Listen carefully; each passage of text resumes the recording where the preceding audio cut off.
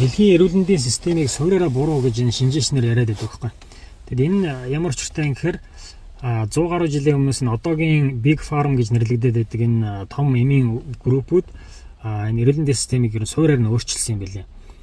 Өмнө нь бол одоо энэ уламжлалт ангаахууд бол хүний бие чинь цогц ажиллагаатай гээд цогцоор нэмчилдэг. Тэгтэл одоо энэ барууны систем яасан гэхээр эргэтэн тус бүрийн нэг тус-тусад нь судалдаг салбарууд гаргаж ирээд хоорондоо нэг хайхтар уялдаа холбоогүй тэгэнгүүтээ одоо нэг салбарын эмчилгээ нөгөө салбарт нөгөө нэг одоо эргэтний эмчилгээ нөгөө эргэтэн рүүгээ бас нөгөө нөлөөлдөг. Жишээ нь бол одоо зүрхийг эмчилт гэж өгж байгаа эмнүүд нь бол одоо ходоод илгийг гэмтээдэг ч юм уу. Тэг гих мэтчлэн ингээд одоо энэ хоёр давхар одоо ашиг олох зорилготой ингээд өөр эм одоо жишээ нь зүрхний өвчлөлд өгж байгаа эмээрээ ашиг олоод тэр нь бол дараад нь дахиад ходоодыг юм уу илгийг гэмтэх учраас тэднэрт нь дахиад одоо тэрийн дарах эм үйлдвэрлэж зардаг ч юм. Гэх мэтчлэн ингээд одоо нөгөө давхар ашиг олох юм мөлжлийн эм систем нэвтрүүлсэн гэж үздэг юм лээ. Ер нь хүний биеийг энэ дэлхийн хүмүүсийн хүний биеийг бол бүрэн одоо эдгэх зорилгогүй гэсэн үг.